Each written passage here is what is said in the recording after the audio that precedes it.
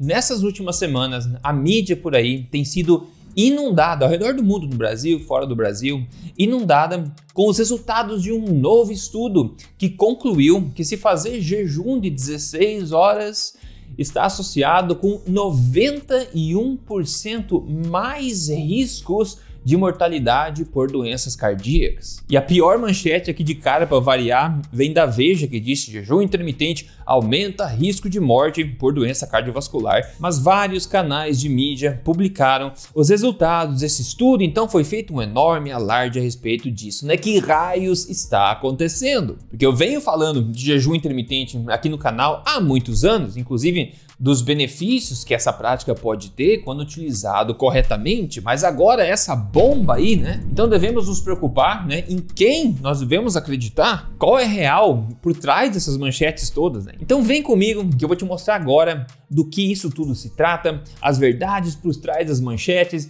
e te falar, então, te dar uma ideia se jejum é uma boa continuar ou não daqui pra frente, né? E se você é novo aqui, bem-vindo, meu nome é Rodrigo Polesso, sou pesquisador independente de ciência da nutrição e também autor best-seller e criador do único método metabólico de emagrecimento, o acelerador Emagrecer de Vez. E eu tô aqui semanalmente ajudando você a atingir a melhor forma da sua vida, né? Se reativar o seu metabolismo, emagrecer de vez e retomar as rédeas de sua saúde. Sempre baseado na melhor ciência que eu tenho acesso e sem balelas. E para começar, aqui vai minha dica número 1 para quando você vê manchetes por aí na mídia, ok? E a dica é se fazer a simples pergunta: qual é a origem da informação? Ou seja, qual é a fonte? Qual é a informação original que deu frutos aí às manchetes? Então vem comigo que eu vou te contar tudo agora. A origem desse bafafá todo aí na mídia é basicamente a publicação preliminar de um novo estudo chinês em uma reunião recente lá da Associação Americana do Coração. Ou seja, o estudo em si nem está publicado ainda, muito menos com todos os detalhes, né? Mas tudo bem. Isso é o que a gente chama de posters, né? Quando a gente vai em conferências internacionais de saúde, nutrição, etc., como eu costumava ir bastante nos Estados Unidos, você vê o pessoal colocando esses posters, né, numa área designada lá desses congressos, onde você vê meio que um aperitivo do estudo, resultados preliminares de estudos que talvez possam ser publicados no futuro ou não. Mas vamos considerar aqui esse post específico. A primeira coisa a se notar a respeito desse estudo é que ele é um estudo que nós chamamos de epidemiológico, ou seja, ele é um estudo associativo e nenhum estudo associativo pode mostrar relação de causalidade entre uma coisa e outra. Pode somente se levantar associações entre coisas. O que esse estudo, então, preliminar fez foi o seguinte: eles coletaram questionários alimentares de mais de 20 mil pessoas, ou seja, essas pessoas foram por anos aí instruídas a responderem questionários alimentares frequentemente, dizendo o que elas comiam, quando elas comiam e tudo mais. E isso por si só é inerentemente muito impreciso, afinal nós sabemos muito bem como é nossa memória em relação ao que a gente come, né? Muito menos, imagina só, muito menos impreciso ainda é quando você precisa preencher questionários, por exemplo, na sexta-feira, explicando o que você comeu naquela semana ou quando você comeu, né? Então essa é a base, basicamente, de todos os dados que foram levantados por esse estudo. Aí no final eles pegaram, né, juntaram toda essa informação toda e começaram a fazer o que eles fazem melhor, que é massagear os dados. Começaram a massagear os dados, tentando encontrar associações entre esses dados e coisas como a janela de alimentação das pessoas, né, a janela alimentar das pessoas, ou seja, o período durante o qual do dia as pessoas fazem suas refeições, e também outras coisas como mortalidade, como doença cardíaca, como câncer, né? E aqui eles focaram na questão da janela alimentar de 8 horas por dia, né? Comparando isso a uma janela alimentar aí de 12 a 16 horas por dia. Ou seja, uma janela de 8 horas por dia basicamente significa que você fará todas as suas refeições dentro do intervalo de 8 horas durante o dia, ok? Ou seja, é basicamente um jejum de 16 horas. Então você não come por 16 horas e come apenas durante um período de 8 horas durante o dia. Então é isso que eles estão investigando aqui. Isso seria basicamente equivalente àquele protocolo 16/8 de jejum intermitente, que eu já falei muito aqui, é bem popular por aí, onde você, por exemplo, pula o café da manhã e você faz só o seu almoço e daí faz o jantar, ou seja, todas as refeições em 8 horas e depois só isso, ok? Então as conclusões desse estudo preliminar foram as seguintes, abre aspas: uma janela alimentar de 8 horas não está associada com mortalidade geral ou mortalidade por câncer comparado a uma janela alimentar de 12 a 16 horas.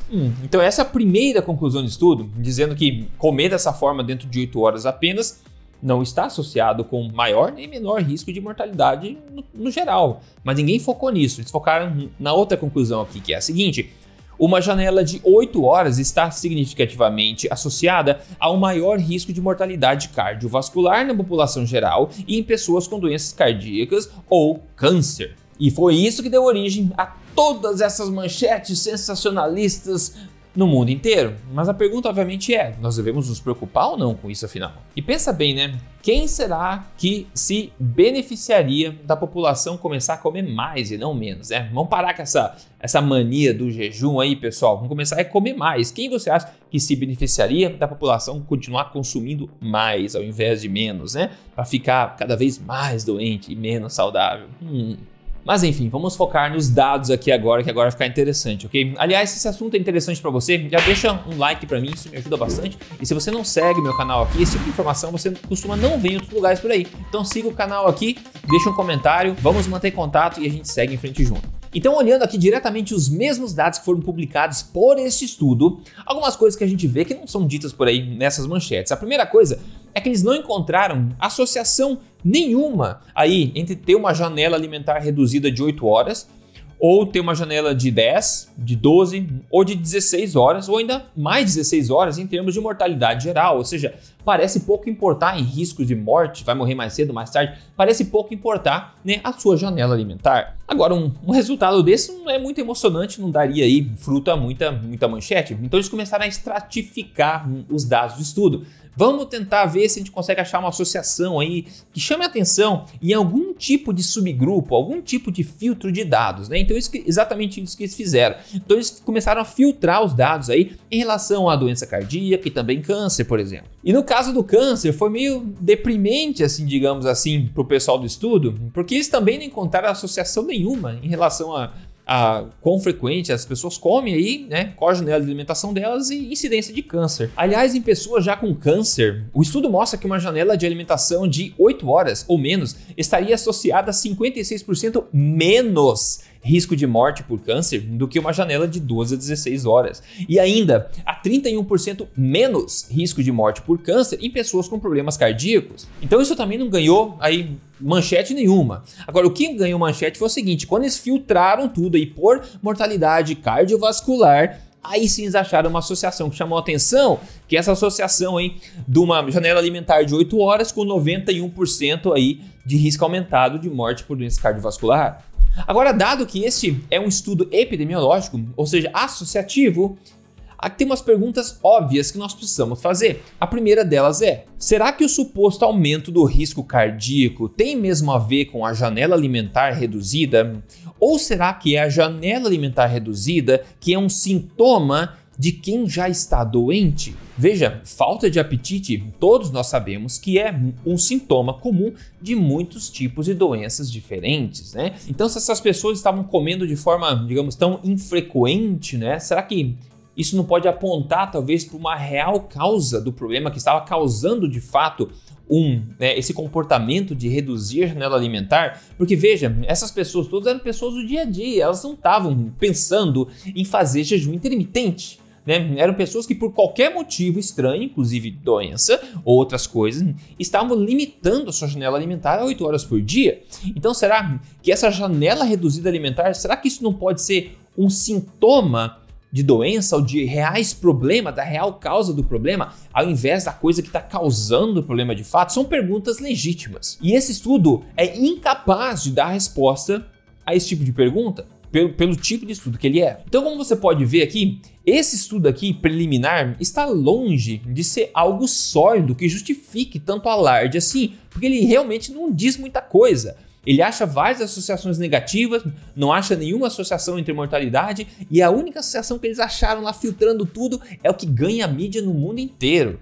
E isso por si só não quer dizer nada ainda, não é verdade? Então a grande verdade, ao meu ver, é o seguinte: uma quantidade crescente de pessoas ao redor do mundo inteiro está notando que a saúde delas está decaindo, que elas estão ganhando cada vez mais peso, ficando cada vez mais doentes, estão finalmente começando a tomar uma atitude por elas mesmas, de iniciativa própria, de tentar fazer coisas diferentes para tentar retomar o rumo da saúde e da boa forma. E parte disso é o jejum intermitente, que é uma prática que explodiu aí nos últimos anos, como nós sabemos, na verdade, e que está dando muito benefício para muita gente que faz isso corretamente. No entanto, coisas como essa prática e também as pessoas tomando atitude, né, em nome da saúde delas, tomando atitude elas mesmas, né, são coisas que tendem a ameaçar esse sistema perfeito de gerenciamento de doença que existe hoje em dia, né? Que eu chamo desse cartel todo aqui, porque pessoas doentes e acima do peso são muito lucrativas.